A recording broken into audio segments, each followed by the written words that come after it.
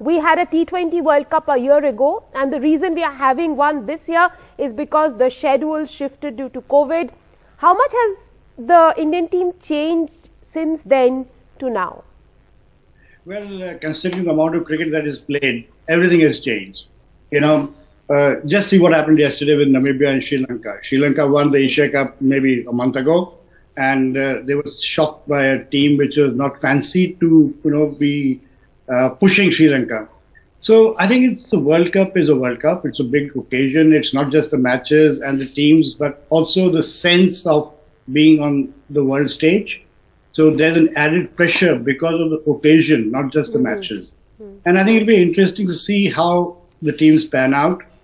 And the T20 format is uncertain, and on a given day, Namibia can shock a team. So maybe there are more surprises coming.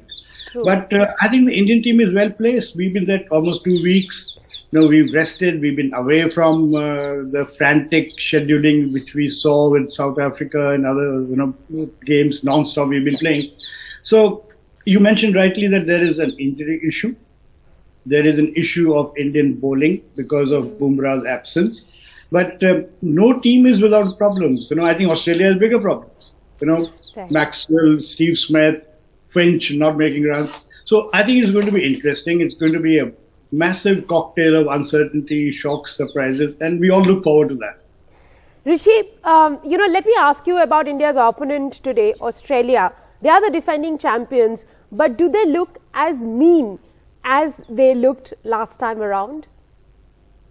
Well, Rika, first of all, the World Cup that happened in Dubai was very different because the team that won the toss, they actually ended up winning the matches, which isn't going to happen this time in Australia because this is a proper cricketing country where a lot of cricket is played.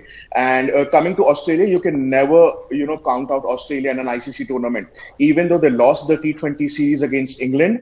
But I believe, Australia is one of the favorites, and I definitely see them making it at least to the semi-finals, if not to the finals. So I'm really hoping that, India put up a good performance because this is the time to, try and match the momentum, and this is the time to get their boots up for the upcoming World Cup.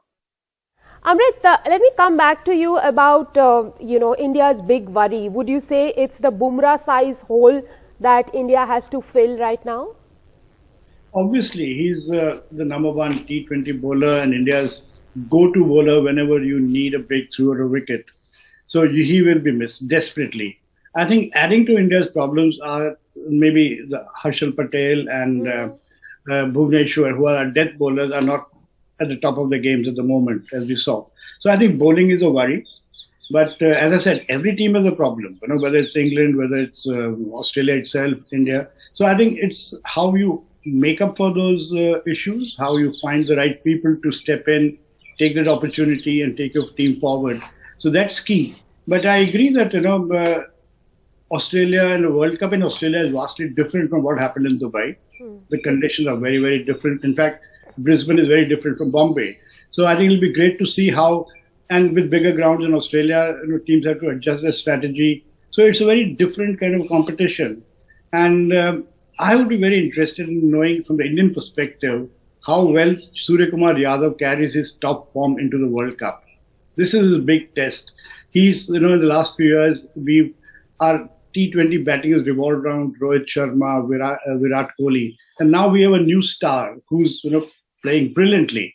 So I think it'll be very interesting to see how he copes and how he sort of carries the Indian batting in this high-pressure, intense World Cup. Sharma has called him India's X-Factor, and he hopes as a captain that Suryakumar Yadav is able to carry his supreme form into the World Cup. Amrit, let me also ask you about India's bowling X-Factor. Would you say it will be Arshdeep Singh? Because what we understand at the moment is more or less Arshdeep Singh and Bhuvneshwar Kumar are going to play, and India is looking for the auditioning the third seamer, and they'll then have to look at Mohammad Shami, how he shapes up, and Harshal Patel. Between the two of them, there will be one who will be picked. But Arshdeep Singh, talk to us about him. Listen, it's been great, his quick sort of journey from IPL to India. 2 seasons, he's a youngster. He's just come out of under-19 cricket and 2 good seasons with Kings, and he's playing for India. But it's a great test for him. It's one thing to be playing IPL, one thing to be playing bilateral contests, but the World Cup, as I said, is a big stage. There's more pressure, there's more expectation. So I think it's a great test for him and a great opportunity. But I think with Bumrah's absence, the team would, I think, first look at Shami as your main bowler.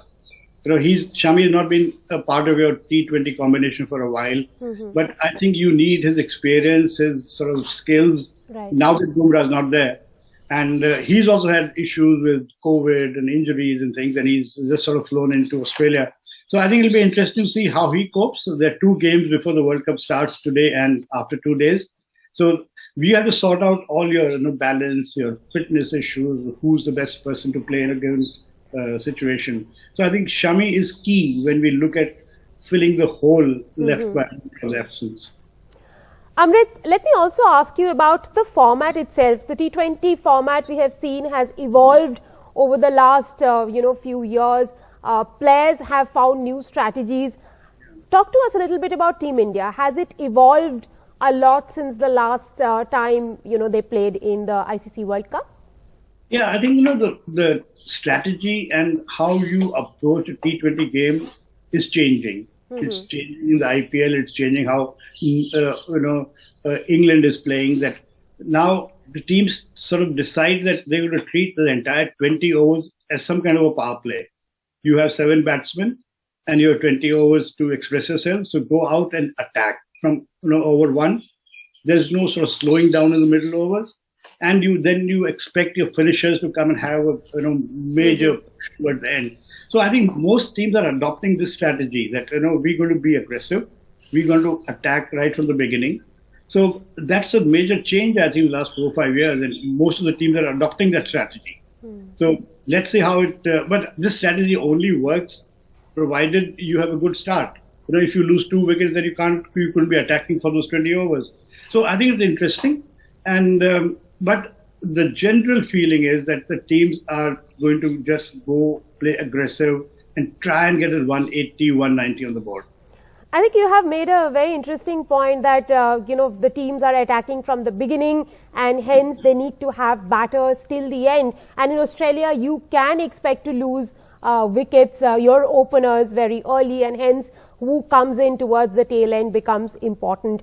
Rishi, let me come to you for a question from a fan's perspective. What does it really mean to have a World Cup without the likes of Bumrah, Bairstow, Gale, Bravo, all of them missing in action here? Well, Rika, it does feel different because, these are the T20 stars that have always performed on the big stage. And all of a sudden, you see a chunk of these players not playing in the T20 World Cup. But that's how, the format is. It's been what, 15 years since the first T20 World Cup that happened in South Africa, and a lot has changed. But I think now is the time for the youngsters to perform. And the stage is set for a lot of players to, showcase their skill, especially the likes of Suryakumar Yadav, Hardik Pandya, who worked really hard. And, we have a very balanced side. So really looking forward to how Team India performs this World Cup. Thank you very much, Amrit and Rishi, for joining me at this hour.